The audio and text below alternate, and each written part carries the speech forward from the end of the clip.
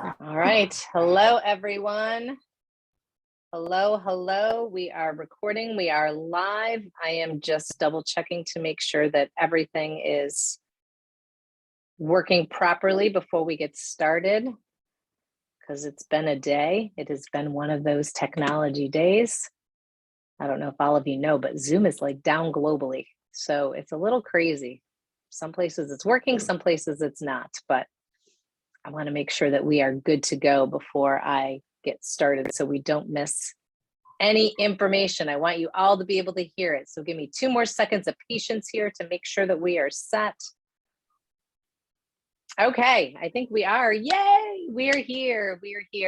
So for those of you who don't know me, I am Debbie Waidl. I am a migraine health coach specialist here to support every single woman that is in this group to find their migraine freedom without having to use pills and quick fixes and doing risky surgeries and being told one more time by their doctors, that there is no hope, that they are just going to live a life of migraines.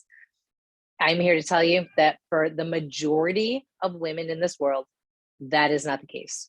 And I totally get it. There may be some women out there that maybe, there's not much we can do to support, not much we can do to help, but for the majority of women, Jamie being one of them, we can help you find the freedom that you are looking for.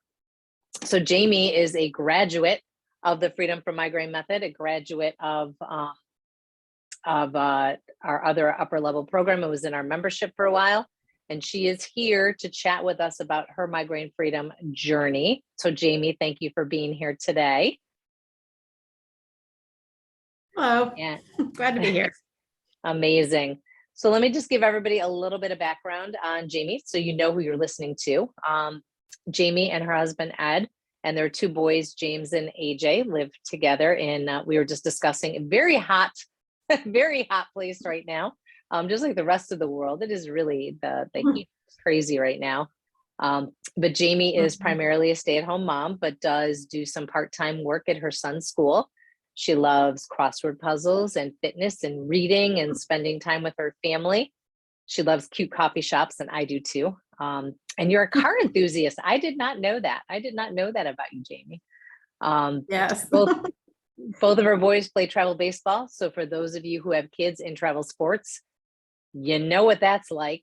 Yes. You're never home during that season. You're like, where am I going to be today? No.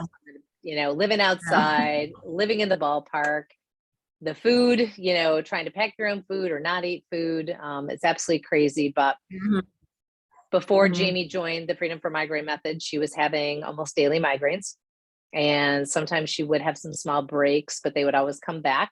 And now she's having basically 1 or 2 migraines a month, but they're much easier to manage and much less intense. And she no longer has to live her life around migraines, which is what we hope for all of you, which is why we ask people like Jamie to come on and give of their time freely to share their story so that you're not the oddity out there. Because I hear all the time, oh, well, I saw that interview, but that's not me. Or I heard that person, but that's not me. Well, guess what? The more interviews you see, the more you can see that this is something that can work for so many. So again, Jamie, thank you so much for being here. And thank you for sharing your time with us today. Of course. So let's jump right in. So remind me, how many years did you have migraines, or have you had migraines total? Well, now it'll be about almost 4 years. Okay. So yeah, you obviously were out there searching for everything to try to end your pain, working with a ton of people. When you found the Freedom from Migraine method, what was it you were hoping to gain from the group? You click that button to join, but you've tried so many things. You're probably like, I don't know, is this worth it? What were you hoping was going to happen when you joined? I was hoping for, I really felt like I was not bothering but my neurologist all the time, but the other specialist I was seeing, but I had like daily questions. I had I was looking for support mostly from you, and then also from the group and people that understood what it was like, because at least here, like at the time, I hadn't found anyone that really kind of knew. Like people would say I have migraines, but it was like they would get a migraine like once every 2 or 3 months. I'm like, no, I have migraines almost every day.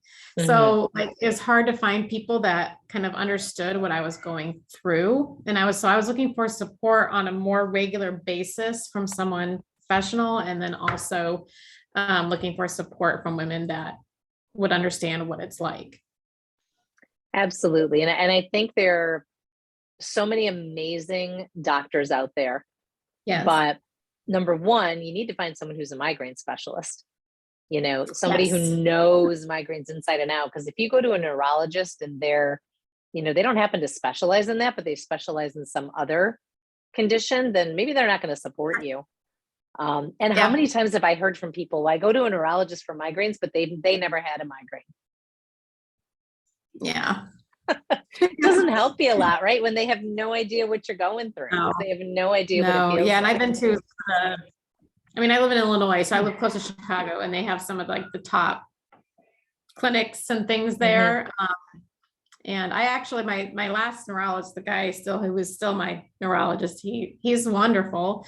And it was really supportive of me being in this program. And when he saw, like, when I had a touch base with him like last month, and when I was talking to him about it, he's like, wait, what? He's like, I never see this. I never see this. He's like, what, so he was really, and he travels really, he's a PhD and an MD, and he travels all around. He's on top of the latest research. He's really, on it. So he was just like, I never hear of this. I'm like, well, you should send all your patients to the program. Oh, that's so funny. And I love that he was being supportive, because I do think that there's a lot of times that doctors I don't know what the right word is to use here, but they bristle a little bit when they hear that their patients are doing something else outside of working with them. And they don't always believe that some other type of program can really help. So they kind of usually push you away from doing it. So I love the fact that your neurologist was happy for you and supportive of what you did. And I still think you need a neurologist. I still think everyone needs a doctor or a neurologist if they have one, because there are times where you will need that intervention, or you will need that expertise, that MD. I don't have MD by my name, but that doesn't mean that the two of us together can't do what you need. And I think that's what you're finding. Yeah. And I've always kind of been more, I don't know if say functional or natural person, but I've always not wanted to be on the medication. So I did it because I had to, but the type of just my personality, like I was looking for something a little more, I guess, natural, if you want to say, something. Yeah. Cause whenever I would go to my doctor's appointments, they would say, there's nothing wrong with you. There's nothing wrong with you. I'm like, well, there's something wrong, because I'm in pain every day and I don't know why. So pain every day is not natural. It is not normal. There's something off here. Yeah. Because exactly. I think I was like 39 or 38 at the time. I'm like, I've lived all these years without pain at all. Like I would have a headache like once a year. Like I wasn't, so I knew something was off. And actually when I pulled my inflammation markers, that was the only thing that was off. They were super high. Yeah. And for those of you who've been in the group a while, that is what we talk about all the time. That at the root of migraines is our chronic inflammation. It's really at the root of all chronic illness. If you do any reading within functional medicine, which Jamie and I think we follow all the same people, read all the same stuff. Dive into it hours a day when we have time to, because for us it's like exciting, and we can't wait to watch it. But we know that that disease is caused by this chronic inflammation. And the hard thing is I can't look at Jamie and look at her face and say, oh, you're chronically inflamed. I might see little hints, like if her eyes are swollen and the way she's talking or holding her posture, but it's just not something you can see, which is, I think, is why most people poo-poo it and push it aside. Inflammation, I don't know what that is. I feel fine. But a lot of times how we feel, the way that we feel normal, right, is not really fine until we feel really good. Then we're like, man, I felt like crap before. You don't realize how bad you feel. Like, you feel good. Yeah. Exactly. So you tried, so many things over the years, just if you had to rough guess it, which I always love asking this question, how many times do you think that you found something and you're like, oh my God, this is going to be the answer. And you were like 100% disappointed it wasn't. All the time. Like I would say like at least 10 times. Yeah. Because Yeah. different preventatives that I tried, different abortives that I tried, the Botox I did like 3 times. And I hated that because I don't like needles. Mhm. And it actually made things worse for me for like 2 weeks. So they would put me on steroids after the Botox so that I could Yeah. tolerate the side effects. I was like, this is nuts. Like, and then Yeah. and then it wasn't working more. So they're like, well, we need to up the amount. There was already like, I forget how much it was, but it was already like 30 injections. And so they needed to increase the amount in each injection. I was like, that was, Yeah. it was just nuts. I said, no, I'm not doing that. Like, this is just, I think that when I joined the program was after that. Cause I kind of thought again, like Botox is going to be this, cause it did work for a friend of mine, or at least it's working for her temporarily. Yeah. So, you know, I thought, oh, it's going to work for me. And it made it worse. Yeah. And this So, happens so often when we go to the doctor, they either give you a med or a treatment, injection, whatever. And we talk about this all the time, how that needs to be the temporary piece, right? You go to the conventional doctor, they give you Botox and they tell you, all right, we're going to give you this Botox because you're in such massive pain. We need to cut your pain down a little. I mean, Jamie, you said it was daily, right? So we got to cut your pain down a little. yeah. But while we're doing that, we need to work on some other things to get your inflammation down so you can get off of that Botox, because staying on that Botox for life causes more inflammation, causes more health issues. And then what ends up happening? The doctor gives you another pill. Yeah. Yes. Then you get side effects from that pill, and they give you another pill. Yes. Yes. Oh yeah. Yeah. I've been on that ride. It was horrible. At least for me, like I was like, I don't like taking all these pills. And so yeah, it was really it just was great because I even now, like if I do have to take something, which isn't very often, I have more peace around it, and I kind of know like what happens. Usually it's a culmination of things. It's not just one thing, or before I would try to pinpoint it on one thing, like one thing I ate or one thing I did or something, and it made me realize like it's not one thing. There's actually, and that was a relief for me because I was killing myself trying to figure out what that one thing was. Exactly. And that's what really keeps us stuck. And I think that's actually, whoever's watching, let me know in the chat if that's something that you do, or if you're watching on the replay, type in hashtag replay and let me know. Because I think that's something that's so common. We're looking for this one thing. What one thing causes my migraine, or what handful of things trigger my migraine, right? Yeah. Weather, lights, scent, what all the normal ones that everyone says, red wine, MSG, those are like my triggers. Yes. But yeah, this group, as Jamie knows from going through the Freedom from Migraine method, we talk about the threshold, and we want to build this like really big space so that, even if weather was a trigger for Jamie, okay, so the weather trigger comes in here. Maybe when she gets her cycle, she's triggered a little bit. Maybe when she does eat chocolate, she's triggered a little. But if you're living under that threshold, it's not triggering a migraine. Right. It's just kind of hanging out there, right? And that's the problem, is when our threshold's too low, or when we come into contact with way too many triggers and our threshold's high, that's when those migraines hit in. So much easier when we just build that threshold versus trying to go, all right, what 18 million things do I have to not come into contact with daily to not have a migraine? Yes. Yes. Yeah. Yeah. Like feel like you're walking on eggshells, like not wanting to do anything or not wanting to eat anything because just so afraid that, you're going to get a migraine from something that you did or something that you ate. Exactly. So. And the migraines aren't your fault. We talk about this all the time. They're 100% not your fault. It's just a matter of figuring out your body and what we need to do. And let's face it, if the way of figuring out triggers to end your migraine worked, 1 in 4 women wouldn't have migraines. Yeah. Right? Because we'd all have this little magical list that we say, okay, we avoid this list, we're good. And everyone would avoid it because who wants migraines? But so you dealt with all of this, right? You're doing all these things that are not working for you. You're searching. You are a researcher. Like there is no researcher out there. You are a researcher. Yeah. What made you keep trying? It wasn't working. Why did you keep trying? Keep trying the meds, or Why'd you keep trying to find a solution? Why didn't you just give up and say, there's no way I can end these migraines? I refuse to like accept it. Like, I'm like, I did not want to live the rest of my life like this, like that, I should say. Like, I just wanted to be able to enjoy life. So I'm in my early 40s and I'm like, I want to be, 50, 60, 70 pain-free. I want to enjoy like my kids growing up. I want to enjoy my grandkids if I ever have any, things like that. Like, I wanted to make changes where I could just enjoy my life and not be stuck at home with a migraine, missing something that like that my kids were in, or being short with them because I'm in pain. So that's what kept me trying.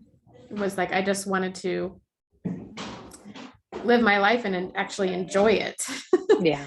I don't want to live the rest of my life like in my house, like I want to and be outside and enjoy life and do the things that like I enjoy doing. And I didn't want, pain to take that from me. I love that. Yeah, because it does, right? Every single day that we have a migraine, whether it's an hour migraine, a 2-day migraine, a 2-week migraine, like some people have, that migraine is taking that precious time away from you. And time is just too short in this world. Yes. Yeah. We have no guarantees how much we get. Right. That's right. Yeah. I mean, our bodies are not a guarantee. So, it's just, I was just determined to find something.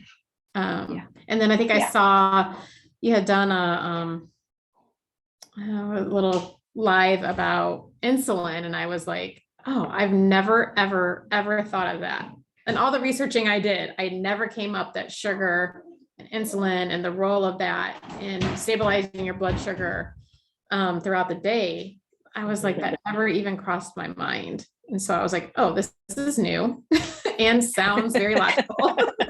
So, something I never thought about, because I always thought about like estrogen and things like, those types of like sex hormones. Yep. Which I'm sure they do play a role that like I had forgotten about. And they're actually, once I learned about insulin resistance and just the role of how stabilizing your blood sugar, a lot of other things made sense. It wasn't just the migraines, like it affects other things that can, your hormone balance, like all, belly fat, like all these things, that can lead to just being just not in really good health. Because like you said, like I've come to think of migraines are just like a symptom that your body's kind of saying like something's off, possibly, and kind of like a warning sign. So I just was like, I want to heed the warning, because if I don't, I'm probably going to develop something else down the road. Man, I think you should just take over the interview. I'll disconnect and you finish up, Jamie. Because basically what you said is it's 100%. Migraine is a symptom. And I think so many people are like, you know what? I can just tolerate, they're horrible, but I'm just going to tolerate it because I don't want to put the time and money into it. I don't want to do it. But what people forget is you feel this bad now. What's going to happen in 10, 15, 20 years? You're going to develop heart disease. The risk of cancer is going to go up tenfold because of the inflammation. Alzheimer's, strokes, rheumatoid arthritis. I mean, all these things that we don't think about now, right? Because we're, when you're in your 20s, 30s, 40s, you're like, oh, that's a long ways away. I'm fine. I can deal with the migraines. But let me tell you, I'm 52. I feel great. I actually feel better at 52 than I did at 30. But I know a lot of my friends at 52, they don't necessarily feel the same that I do. They're starting to see things sneak in. And let's just face it, that's when we typically hear about health issues with our parents, because they're hitting those ages, 60s and 70s. And I didn't want to be that person. But your doctors don't tell you that. Nobody tells you. No. It's actually just backwards. And it's sad, especially with insurance. that insurance will pay for, which I found insurance will pay for things, which is great, kind of. However, does not pay for stuff that really helps you No. find out what the root cause is and how to fix it. Yeah. So it's like our healthcare system's kind of broken that way. It is 100% broken because it deals with pain management is basically what it deals with, which again is a huge part. I am not telling anyone watching this to stop taking meds. I'm not telling anyone watching this that, they should stop Botox tomorrow. But what I am saying is if you're on that stuff and it's helping you manage your pain, you got to find a way to get to the root cause, to get off of it before it starts causing more issues or before it stops working. Because eventually you're going to need more and more and more of that, more meds, more other things, and it's just going to be this big pile on until the neurologist says to you, which I've had 3 people, I think, in the last 2 months that have joined the program where their neurologist had said to them, I'm done. I don't know what else to do with you. What a horrible feeling that has to be. I'm done. Yeah. And one of my first neurologists told me, like, this will be this way for the rest of your life. Not so much, huh? Sorry, that's not what you want to hear, but this is how it's going to be for you forever.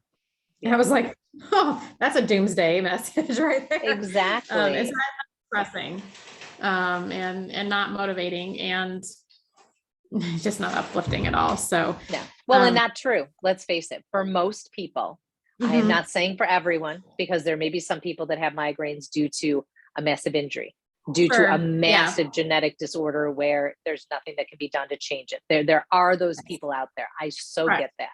But for the majority of people, it is basically our environment, our lifestyle, and our body just not doing its job. And as soon as we make our body do its job by giving it what it needs for fuel and support, we don't have to live this way. Those 3 people that I just mentioned, they are migraine free.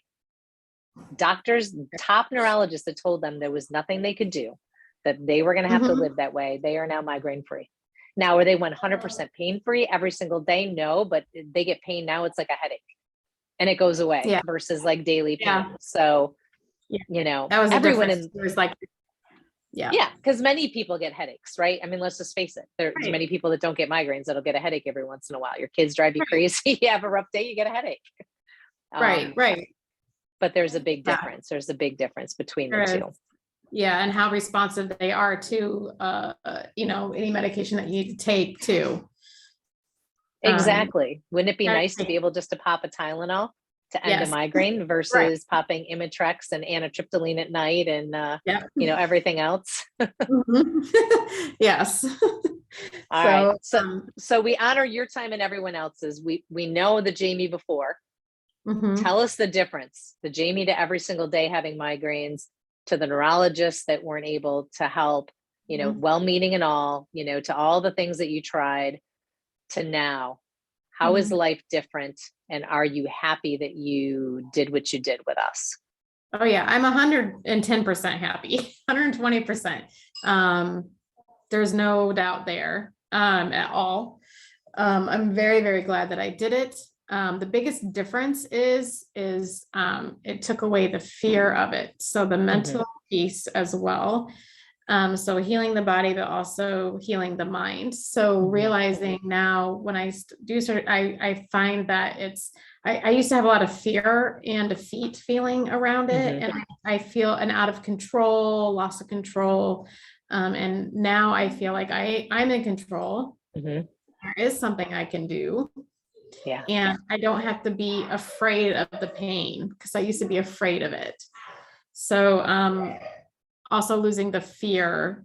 So that's the biggest change for me, is like, I don't get the anxiety around it is much, much, much better. And I find that's a huge piece of it too. Like the mental part of the program, the mindset piece. And, whether it's distracting myself or just, I more listen to my body and really take a step back sometimes and saying, like, am I doing too much? Like, I need to be more mindful of what I'm doing. Because you are in control and only you know what you need. I mean, we help you figure it out, But at Right. the end of the day, you're the one who knows what you need. You're the one who knows what your lifestyle looks like, how much your Mhm. husband helps, if your husband's away, if he's home, if you're traveling that day, if the kids aren't feeling well, Yeah. you've got to put the pieces together. But we give you those resources to be able to do that because, as we talk about all the time, and I know Jamie knows this from all of the reading she's done, stress can cause more Yes. inflammation than inflammatory food. And stress comes Yes. in all shapes and forms. And I don't want people right now watching going, oh, poo poo stress, stress. But it No, is it's so the biggest. true. It is. It Physical is. stress, 100%. emotional stress, 100% both. Yes. So you have to look at Yes. the whole big picture. And I think you mentioned this before, Jamie. And I forgot to I was going to circle back on it a little bit more. When I said, or you said that, it's not just one thing that you found when you got your migraine. You couldn't look back and find that one thing. Mhm. This is like reiterating that again. You have to look at the physical stressor that's put on your body. So did you wait too long? Did you not take the meds? So now you're putting more strain. But did you do the Mhm. tools that you needed to do to try to calm the mental stress? Did you sleep well last night? Did you exercise Mhm. yesterday? What was the food you ate? It's not one thing. And everyone wants me to tell them what that one food is not to eat, or that one supplement to take, or that Mhm. one breathing exercise to do. But it's that combination of figuring out what each person needs, and each person's needs are different. So everyone starts, if they do the freedom from migraine method, which there's many ways we work with people, but that's the most common. If you start the freedom from migraine method, everyone starts with the same program, but Mhm. everyone ends having done a different program. Yeah. Yeah. Because I definitely saw that with I guess you want to say my cohort of women that I was in at the time. Yep. Yeah, everyone's life is different, and everyone eats differently. Everyone has different Yep. stressors in their life and how busy they are and everything like that. Yep. But I saw it work for everyone despite those differences, right? Like some women are really, really busy. Maybe they're a single mom and they're like working full time. And then you have me, Yep. I'm a single mom. Like, so there's this different, but it works, the key elements are the same, even though the lives Mm-hmm. are, and those circumstances are different. And I find I give myself more grace now too. Like I said, it's just saying like, Yep. giving myself more, not so hard on myself, and Yeah. more gracious with myself. Like I don't need to run 5 miles today if I can go outside. Like my son and I we have a nature path right by our house, a trail, and we walked that for like 40 minutes today. And if that's all the exercise I get today, because it's summer and my kids are home and we've got 3 ball games and I got to pack because we're leaving for a tournament this weekend and 4 hours away. Like if that's the exercise I get today, that's fine. Whereas I Yeah. used to be like, no, I have to lift weights. I have to do all these things. And it was actually just stressing me out more. And so just looking at Exactly. things a lot differently. Yeah. And it's so important. And knowing, now, obviously going through the program, we talk about adrenals and adrenal stress. We Yeah. have to know that when we put stress on our adrenals by doing too much and we try to do more, it just makes things worse. So sometimes Yeah. backing off is the best thing you can do until you Yeah. can heal and Mhm. repair, and then Yep. slowly I adding took a things year back off in. actually from a lot of things. Yeah. The volunteer things I was doing, I took a year off. I looked at my plate and I was like, I'm doing way too much. Yep. And so I just told people I'm taking a year off to focus on me and my health. And no one was like, oh gosh, you're horrible. Yep. Everyone's like, oh, good for you. Maybe I should do Exactly. that. So Exactly. I felt bad because it's not that I do enjoy those things. So also learning to say no to things that I actually enjoy doing. Yeah. Not forever, but for a while. Yeah. Just so I can have time to do those like self-care things that, Yep. I needed to do and still need to do. Yeah. It's hard as women, though. We have a hard time saying no to things. Yes. I think. But I actually had somebody on a coaching call today do the same thing and said she cut back on work because she really felt it was time to honor her health. And then obviously the goal will be to get back to doing the work that she wants to do. But I've had a couple people in the program do that. And I'm like, kudos.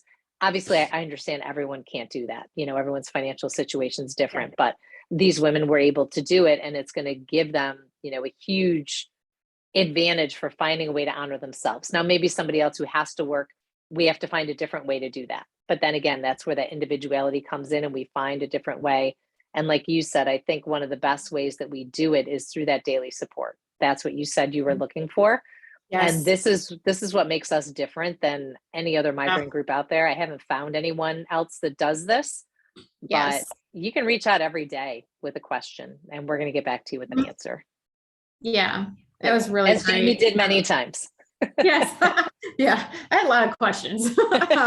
So, yeah, I had a lot of questions. So, I mean, that it was good. And I liked hearing from the other women too. And a lot of times, it's just encouragement to keep going. Some of the women that were a little bit farther along in the group, that encouragement to keep going, and realizing too that, to anyone that's thinking about joining the group or is in the group, your body's been, I realized, like, now looking back, like I had been mistreating my body and my mind for a long time. And that healing takes time. And like you said, like, sometimes it doesn't happen in 2 weeks, but you can see improvements, but to really see like big change, that takes time. Yeah, it definitely does. It's okay. Yeah, everyone's timeline is different. And the key thing is starting, right? Yes. If you don't start, nothing's going to change. And the longer you wait, that's more time you've wasted. So the sooner you start, you stop wasting time and you start moving forward, whether you're the lucky one that gets migraine free in 2 weeks, the unicorn, rare unicorn, or the person that's more likely, 4, 6, 8 months, which is, going to be more typical, and sometimes even longer, depending on your health, but as long as you're always moving in the right direction and getting more of that time back by reducing that severity, duration, and frequency, that's what we're looking for. But anyway, why I double check comments here, I want to make sure we honor everyone's time and not let this go too long. So Jamie, last words of wisdom. What do you want to leave these women with? What do you want to tell them as they're out there in pain, where you were, a year or so ago? What do they need to hear from you? I would say that there is hope and there is change that can happen.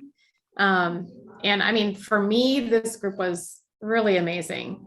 My son takes drum lessons, and his drum instructor was telling me about his girlfriend who is on disability because of migraines.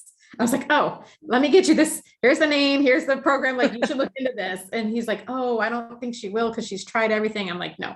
I'm like, trust me, at least look into it. She's on disability. She's in her 50s, because her migraines are so bad and every day she's in pain.